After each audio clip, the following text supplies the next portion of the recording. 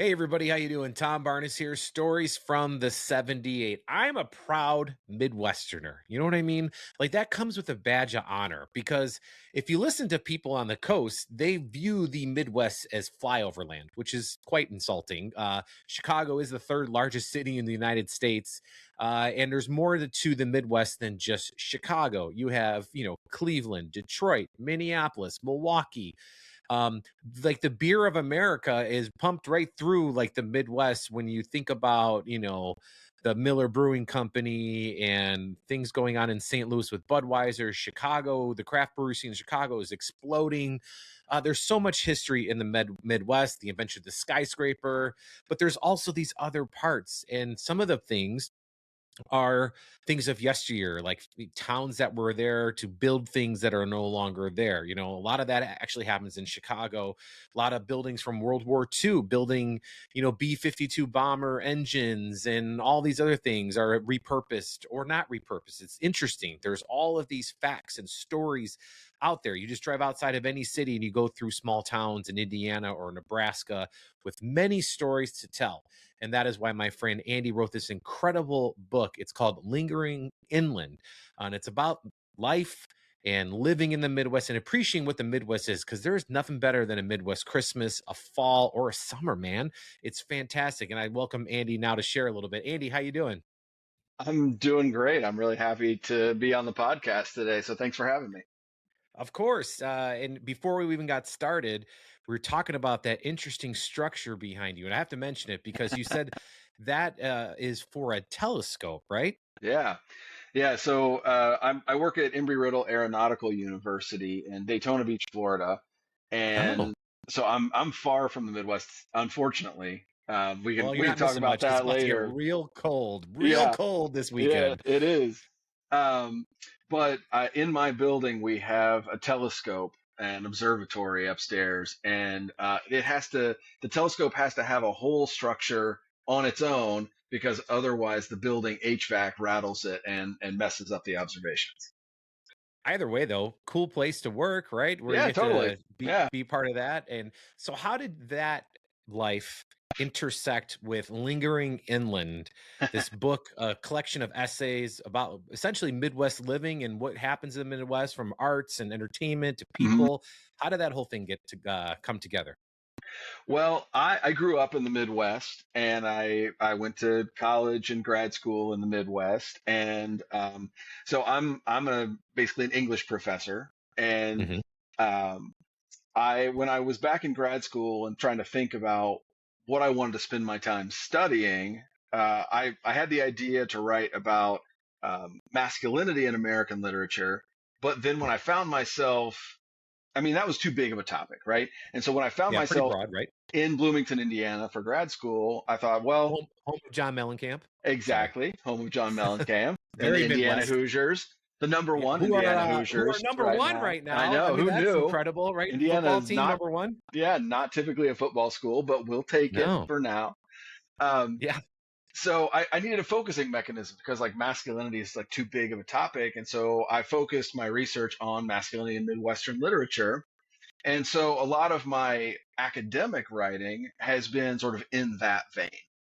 Hmm. But between teaching and between doing some work in scholarly societies, I'm always thinking about like, okay, what makes this relevant? Why would people care about these stories that we tell, or this work that I'm doing?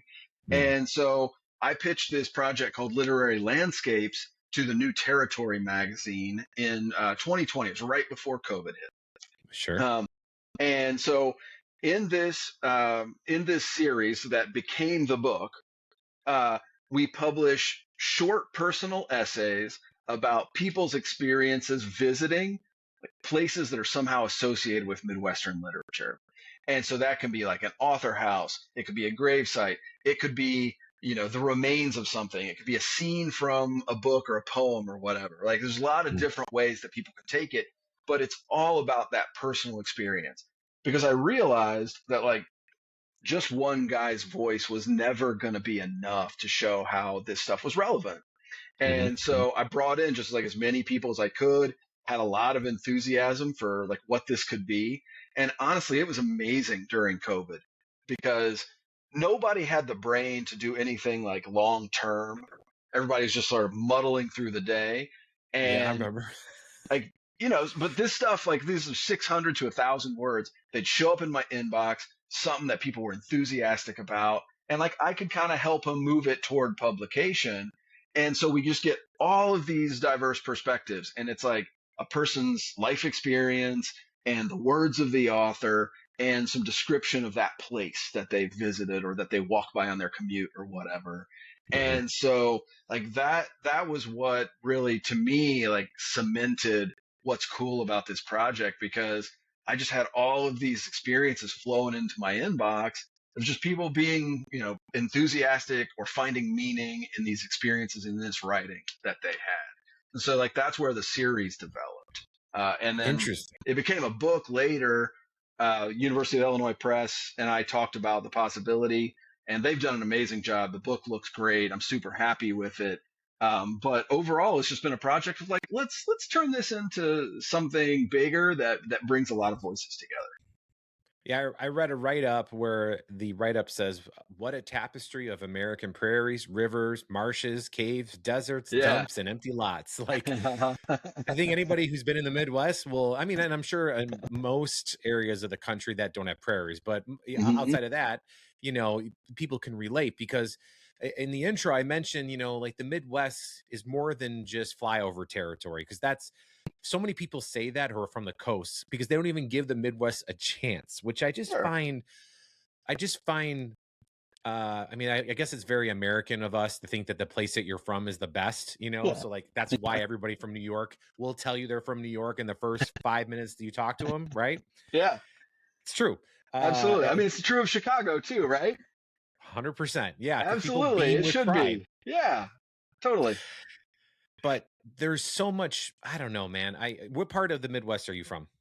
I grew up in rural Indiana, like East Central Indiana. Grew up on a Okay. farm, Oh and yeah. Okay. oh yeah. I mean, I'm very much like a Midwestern boy at heart, for sure. So but you're familiar with like those? It almost seems like the endless summer, dusk into night, Mm, street lights wherever they may be in rural Indiana coming on in the town or yeah. on the farm, if you will. I don't know. Like there's just something about Midwest summers and also Midwest winters that some drives people nuts because it Yeah. could be It's very gray and isolating. dark. Yeah.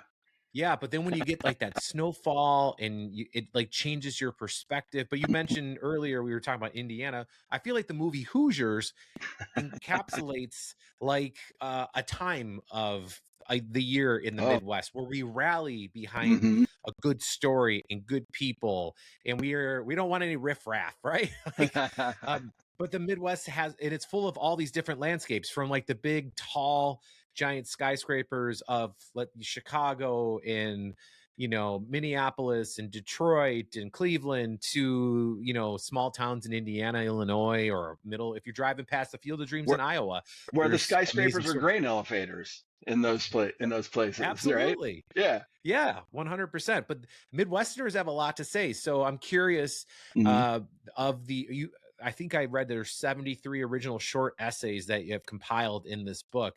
Are there ones that stand out to you that are like some of the ones where you're like, wow, that's just that you like almost had to like put a pause on it and go back and read it again just because it was so moving. Not to say that none of them, all of them aren't, but is there any ones that pop up in your head? I mean, I appreciate that you didn't ask me for my favorite, because that is like choosing your favorite child or something. But Sure. um, let's see. I mean, I guess I'll focus on the Chicago section because we have a whole cluster on sort of the Chicagoland area. It's mostly in Chicago, but it's got the sort of northern and southern suburbs as well. Sure. And actually, the Calumet region in Northwest Indiana is clustered in that section, which I don't know how like true Chicagoans would feel about that, but as the Indiana Somebody's always got an person, opinion. yeah, right. Um, but I mean, I put that section together. It was partly organically because these contributors, several people from Chicago have that pride, so they wanted to contribute to this. But Hmm. partly because I also just wanted to show sort of where some of those clusters develop throughout the Midwest. And so the book has some clusters like that. But Hmm. um, within that section, One that I really loved that was actually one of the sort of later ones that was written for this was on the poet Jose Olivares, and it's on Calumet City. And this Oh, one's cool because it's a bus stop, and it's bringing in some of his poetry and like because he does an amazing job thinking about present day Chicagoland area and like the malls and the steel mills and things like that, and thinking about how that affects life. And so the woman who wrote his name is Ava Tomasuli Garcia. Uh, she does this amazing job of weaving in his language with her experience, and it sort of goes in mm, and out, and it's all focused around this like nondescript bus stop on the side of the road. And so it's super cool to have that like that place that nobody would notice right. be Those are the really best. anchored. Yeah. Let's see. And let's see. We've got a couple of like author houses. There's one on Sandra Cisneros. There's one on Richard Wright. Like we hit the big names. The other one though that I'll really highlight is by Emiliano Aguilar, and Hmm. it's on the author Hugo Martinez Serros. And in Seros's story that Emiliano is writing about, it's about like picking in a dump, like going through like when you're a kid and like finding treasures. Um, Yeah. but Emiliano's experience of it is this beautiful golf course. So the dump was, covered over, turned into a golf course. And so Emiliano, many, many years later, is like, I think he played, I don't know if it was a weekend or if it was a high school team or what, but he plays on this beautiful, it's Harborside International Golf Course. He plays on this Mm, golf course and then he reads about it later and it turns out that it was from this dump. And so it's another cool thing. I mean, Chicago's got all of these kind of stories, but where like yeah. something is erased and something new is made on top of it or out of it. And I so mean, those half are the some city of the when ones. the Yeah, yeah, right? when the fire The took whole half of it thing. back in the day. Yeah. Hmm. And so like that, I mean, I don't think any of in the Chicagoland essays really focus on the fire part, but that kind of reinvention and Yeah. sort of invigoration is definitely a part of that section. And some of these essays just really nail it. I love them. Oh, and it sounds, you mentioned the rebuilding and reimagining and starting over. I mean, in essence, that's the Midwest to a T because for a long time, the Rust Belt, that is part of the Midwest, a lot of Hmm. steel Yeah. mills were around, a lot of steel mills have closed. Midwestern towns have had to figure out how to be relevant. I mean, look at Detroit. Detroit they went all in on the Oh, yeah. automobile, and that kind of sort of backfired to a degree. I mean, it was great for a long time, It and was the then richest then it city. hurt, Yeah. right? Yeah. Yeah. I mean, when they started importing cars from all over the world and our cars in America weren't probably the best at the time, yeah, it hurt. In Detroit, I mean, that is a prime example of don't put all your eggs in one basket, Yeah. because that could happen. Mhm. And that happened throughout many, many towns and cities in the Midwest Mhm. because we did so much. And then all of a sudden, those jobs kind of disappeared. I mean, I think John Mellencamp is saying, to mention a Midwest guy about it, but even Bruce Springsteen, on East Coast, but still very much Yeah, that mentality of absolutely. things changing and maybe America losing its identity a little bit. And I don't think we really have. We just reinvent our identity, to because now if you think about what goes on in Detroit, like they've reinvented themselves to be a tech city and Yeah. they're manufacturing things in there, like there's Shinola, I think is the watch company that's out of Uh-huh. Detroit. In Chicago, there's Dearborn Denim where they make blue jeans. It's like Oh, one of the awesome. only blue jean manufacturers in the United States now. No So kidding. there's these interesting Interesting. stories, but yeah, I don't know, it's fun. So, I'm like, just building on that, I really love the way that you're putting it because like I'm not really invested in like the flyover country narrative very much. Because I kind of just feel like, well, you're missing out. I yeah. guess. Like if you're going to be that myopic, like that narrow about it, then fine. But you can see all of these sort of layers of history and culture developing all through these stories and these essays, but in the history in general. And like I think it's really important. And something this book is trying to do is acknowledge the way that people have these experiences, the way that there's like, we've got a golf course built on top of a dump. And we've told stories about both of those places. And that's a way that people make meaning. in this place and at this time. And so, like, there's nothing flyover about that, because that's about people's lived experiences, and it's about the way that people sort of live in the world and make meaning for what's important to them, in the way that they want to tell their own stories.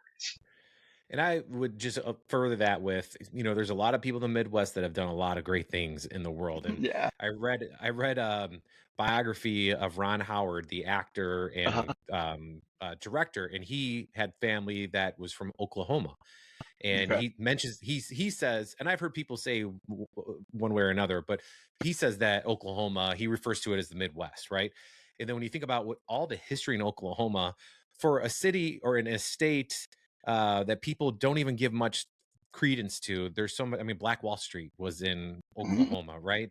There was Yeah. so much Native American and American history, clashing there, and Hmm. finding out what's right or what's not right, and that set the tone for the rest of the country. So yeah, Yeah. I just don't understand that, that thought process. But I mean, I'm born and raised in the Midwest, so I mean, I was born to be defensive about it. It's true. Outside of like the Chicago area, where did you see something that popped that you were like, oh wow, like this, I didn't even, I didn't know that part about Ohio, or or Oh, that interesting story or whatever. I mean, I guess I could really sort of just throw a dart at this table of contents that I've got open in front of me, because like a lot of these essays came to me. I didn't solicit most of these. Most of these came to me as pitches. So I do Oh, have a list online of kind of a wish list that, like, authors or places that people might write about. But that's really just a prompt. Like, hey, these kinds of things would be interesting. But most things come in. It's not from that list. Like, there was, let's see, what is the name? Helen Hooven Santmeyer. Never heard of this author before in my life. mhm. And she was from Xenia, Ohio, and Xenia. Huh. yeah, it's in sort of west central Ohio, Okay. north of Cincinnati. Never heard of it before, but Jacob Brueggemann was the contributor who wrote that, and he told this cool story about, like, he had gone to Xenia and seen the courthouse that he wrote about in this essay, partly because his car broke down and he got a tow into town, right? And Uh-huh. and then he learned about this author who had written about this town, and there was a scene at the courthouse, and he sort of like weaved all that together. And within that, he's talking about the Native American, the Miami peoples, and like he's bringing all of these sort of historical threads together, and it makes perfect sense in the essay. Not a history that I had ever heard of, not an author. I mean, I'd heard about the Miami peoples, but I had never heard about Santmeyer. I'd never really thought a whole lot about Xenia, Ohio. But like, Yeah.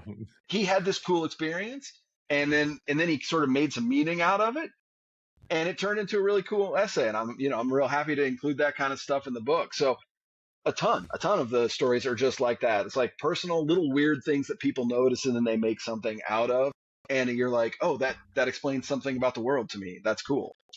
Yeah, and it almost goes to show you, like, when you're out observing the world and something gives you something, like you walk by um, you know, uh, uh, a monument, or you drive through a town, because you can drive through a lot of them in the Midwest, where you drive through like a little small town, Hmm. and it gives you something that you didn't have before, a feeling or a Hmm. piece of knowledge, and you jot it down. I mean, it just kind of goes to show you, like, that's an interest. If the story's interesting, doesn't matter where it takes place. If it's Yeah. interesting, right? Yeah. Exactly. And I feel like the Midwest in particular is a untapped resource of interesting stories, because we deal with a lot of stuff when it comes to the weather, because the weather is a huge part. I mean, you talk to anybody in the Midwest, they know what the weather, what's happening Yeah. with the What weather. it's going to be like in the morning and the afternoon, right? Yeah. Yep. And oh boy, it's gonna get cold this weekend. You better get Absolutely. your um so reading all these essays, you're out in right now, at least in Florida. Did it make you a little homesick to read some of these things? Or were you like, oh Oh no, I'm feeling yeah. pretty good in the warm? No, it makes me terribly homesick. I mean, I had to go home recently, and I it was cold, and everybody who's talking to me is like, wow, I bet you're really feeling it now. I bet you're missing Florida. I was like, no, this is great. I miss this a lot. Um, well, because part of it, the first part of the series took. I mean, I was developing it early on in COVID. Hmm. I think the fact that there was this ability to make connections with people. I mean, in the Midwest, like I was missing my family, you know. Um, so it absolutely makes me bittersweet, or makes me feel have a bittersweet feeling. It makes me feel a little bit nostalgic.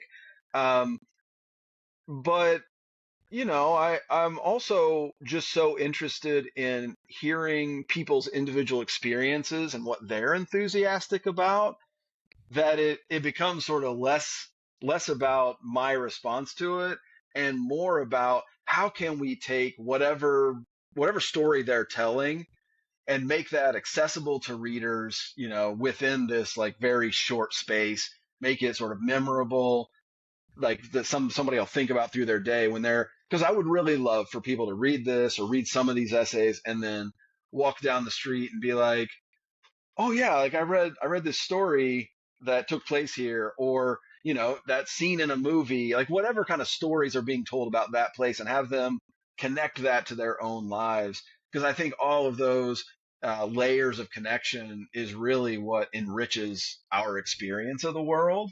And Hmm. so, like, yeah, I feel a little bittersweet about these things, but it's also just so awesome to see people going through that process that it's hard for me to get too caught up in my own response. Sure. When you getting all these essays in and you come across some of the ones that we've talked about, and then perhaps like ones that deal with like architecture or natural features, that, or like random Yeah. like ruins of some kind, that you're just like, it's probably not ruins what people might expect them to be, or the natural beauty might not be necessarily about a nature park, but more finding beauty within something. Yeah. Um, so one of the ones that comes to mind, sort of as you were talking, was on the orator Peter Clark. And this is in St. Louis, and he was a pretty famous um, sort of leftist orator and organizer, is a black man from St. Louis, or he lived in St. Louis when he was sort of most prominent. And like his house is not there anymore. You can see the steps going up to where the foundation used to be. I think there might be a little bit of the foundation wall remaining. Um, Hmm. and and I would say it's not a pretty sight exactly. It's the remains of a house within sort of an urban neighborhood. Hmm. But you look at that maybe when you're walking down the street, or when you look at the photo that's in the book, and I think that you can sort of give it the importance that it has. And whether Peter Clark lived there, or Mrs. Robinson from down the block when you were growing up, like you still imbue it with those memories, and you remember what happened in that place, or the stories that your great uncle told you about whatever that is, right? But you Yeah. give it the meaning it deserves, and then there's some beauty in that, because even though that thing like the house has been lost, you still have the connection to the place, and that like the ghost of that house lives on within those stories. And I think that there's something that really cool about sort of the lingering effect of that. I mean, not to put too fine a point on the book's title or anything, but Well, I mean, if anybody's driven through a neighborhood with a parent that, like yeah. I grew up in the suburbs, right? So Mhm. my dad would say, "Hey, I want to show you the old neighborhood," and sometimes the old neighborhoods are in decent neighborhoods, and sometimes old neighborhoods are not, right? Yeah. And like what you mentioned, an old neighborhood where the house is gone, but the steps are there. But Mhm. I swear I've heard this from, I know a lot of South Side Chicagoans, just where I grew up and whatnot. And, now a lot of them are scattered throughout the world, and certainly in the United States. But when they come back to Chicago, like that's the thing they want to do. They're more excited about driving to the old neighborhood, even though it looks completely different, Yeah. And, when you're a kid and you're humoring your parents or your uncles or whatnot, and you're like, okay, sure, we'll go to the old neighborhood. This doesn't mean anything to me. But then when you get older and you realize Mhm. how important that is, because if you've ever been lucky enough to be with somebody who's a halfway decent storyteller, and you just don't interrupt them and you just let them go, and Yeah. they're talking to you and they pull up in front of a house, and then all of a sudden there's like almost like this glaze that goes over their eyes and they start talking about it, and you can like feel them emoting their their their love for that place, and all of a sudden Mhm. you feel like it's 65, even though I wasn't around then, but like you Yeah. feel it because you're like, oh yeah, there used to be, a five and dime on that corner there. I mean, I just recently did this with my Mhm. dad. This is why it's so top of mind. I went to the house where he lived in when he first was basically born until he was like 8 years old. And it's in an old part of Chicago, but that's also the Mhm. house that my grandparents got married in. Oh, cool. So Yeah. I walked around with my phone, like on FaceTime, like, is this it, Dad? And he was like, yeah. And then because I was doing it for work, and I was like, Dad, isn't this where Grandma and Grandpa? And he's like, oh my gosh. So he's like, That's there should awesome. be a fire department around the corner. And then, sure enough, the fire department was still there. So to hear him Cool. talk about it in the old like tamale stand where they sold Mexican food right on the street in this Yeah. neighborhood, and then, the candy place, Uh-huh. I don't know. I just love it. I love that kind of Mhm. storytelling, by people who aren't natural to telling stories, but when you just get them in their element, they become the master storyteller, because to them, that memory happened probably clearer and more impactful than the last 10 days of their life, Mhm. right? Because they'll remember that recall instantly versus like, I don't even know what I did yesterday. You know what I mean? Absolutely. I've actually got a couple in there like that. There's one by Kit Salter about the Native American author William Least Heat Moon, who was pretty famous for writing like travel stories. Hmm. And he wrote this book called River Horse. And after Kit wrote about it, he sent me a copy of it. So I did get to read this book, even though I hadn't read it when I edited the thing. But Kit was friends with him, and like he was there when Least Heat Moon left on his journey. Like he was gonna ride this boat uh, through the rivers, the United States, from coast to Wow. coast, right? And so That he's is a with him, and journey. like he gave him, I think he gave him a watch, and his wife gave him some kind of pendant or something, and one of those got returned later. But then like later on, that the boat that he took this journey on, it the Boone County Historical Society outside of Columbia, Missouri. They Hmm. built a structure around the boat, so like people can visit the historical site. They see the boat outside and like learn about this story. So like Kit wrote about that place as a literary landscape. But the story he told was really about like this personal connection, something that happened decades ago, and then seeing the way that people remember this author and this event, like up to the present day.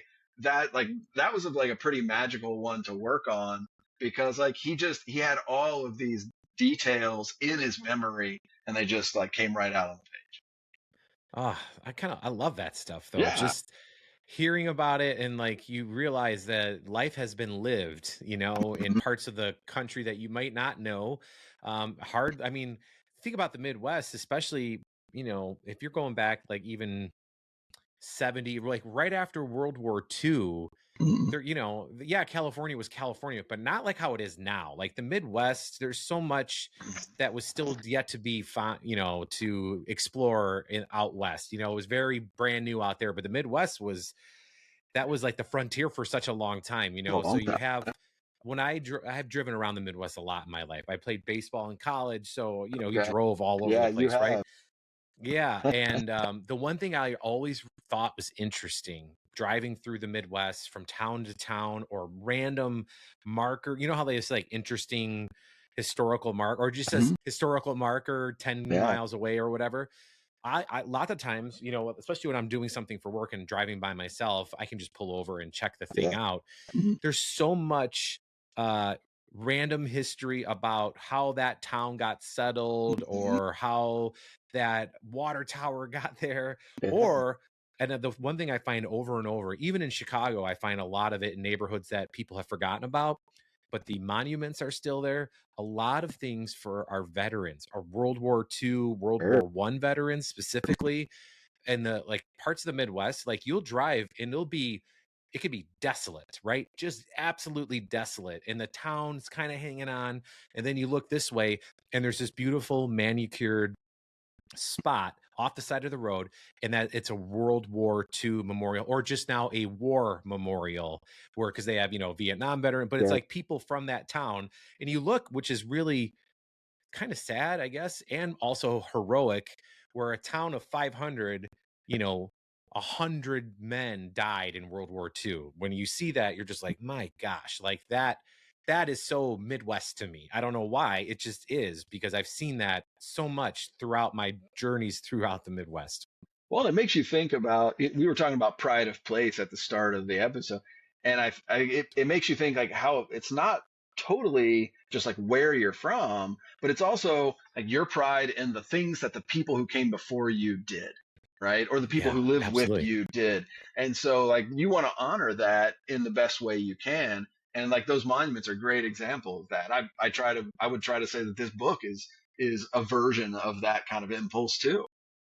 Yeah, and I feel like it's very Midwest to want to let people know about it. You know what I mean? Like Yeah. I don't get that from like the East or the West Coast for sure. They're just Yeah. different, right? And the Find it East out Coast yourself. is Yeah. yeah, the East Coast is more braggadocious, where I haven't said that word in probably 25 years. I don't know why it Hey, you're came out hitting it just today, then with though. the East Coast, but I don't know, the Midwest, man, it's always like, hey, like you need to know what happened here, or who's from Mhm, here, or why that's there. That mhm, has that building right there in the middle of Iowa has impact on the world as we know it, and here's why. And they tell you about it, like I don't mhm, know, you just don't find that a lot in other spots. And I think it's because the Midwest back in the day was an area where people went for new life, and to get out of the East Coast whole mhm. thing. And Chicago was a boom town, and Detroit certainly was a boom town, and and then to find your way beyond, right, to Iowa, Nebraska, and just all over. It's fascinating. I'm very proud to be from the Midwest. After perhaps my younger days, maybe not as proud, because you would go to places and people give you crap for being from, Sure. oh, you're from the farmlands, are you? In the Midwest. And you're like, yeah, we have farms. We know how to work, man. And not only know Mhm. how to plow fields and make and feed the entire country, we could also build skyscrapers that touch the sky. So zip it. You know what I mean? Like steel mills. Like, yeah, I get fired up. But I imagine this is just a tiny little glimpse of what people can go down to this deep dive that is your collection of essays that is lingering inland. People should probably look it up right now, buy it They for a should. nice stocking stuffer. Maybe hand out to one everybody in the neighborhood. I live in the Oh, city. absolutely. As many people as you people love to read about their places, and that's one of the really cool things about this book. It's not, I mean, there's a whole section on Chicago, but it's not just Chicago, it's not just St. Louis. It is all of these, like it's the Xenia Ohio's, the Alton Mhm. Illinois, the Stamps Arkansas, the Oh, Pitcher Alton, Oklahoma. I Illinois. mean, I've been to Alton. yeah, right. I mean, it's like it's all these places, and so the book is it's not officially released until the 23rd of December, but the pre-orders are already shipping. You can order it from the New Territories magazine website, or you can order it from University of Illinois Press, and they'll get it out the door. And I hope at this point it'll still get there in time for, uh, but in time for Christmas. But maybe it's a good New Year's present too. I don't And if you're familiar with this at all, it could be the pickle present in the know. tree. Oh, Do it you do the could be. pickle thing, I've heard of people who do, but or my have heard family of does it? not. Yeah. Some people think it's a dirty thing. I say, I'm like, no, it's not dirty. No, no, it's You not. hide the pickle in the tree, so that's like the special gift. So if Yeah, you're savvy nice. enough, you can be like the pickle, but you have to come I back like tomorrow that. because yeah, there you go. So Andy, thanks so much for taking time to just talk with me. It's good to talk to somebody who understands the Midwest as I see it and understand it and love I'm it. right there So with you. Yeah. Well, thank you yeah, for and having me. This was super awesome. I look forward to, hearing it out in the world, and I'm really glad to have the opportunity to talk about this book. And the contributors did such a wonderful job, and the press put it together, and all of that. So it's really been a wonderful project, and I thank you for giving us the chance to talk about it. absolutely, I'm happy to do it.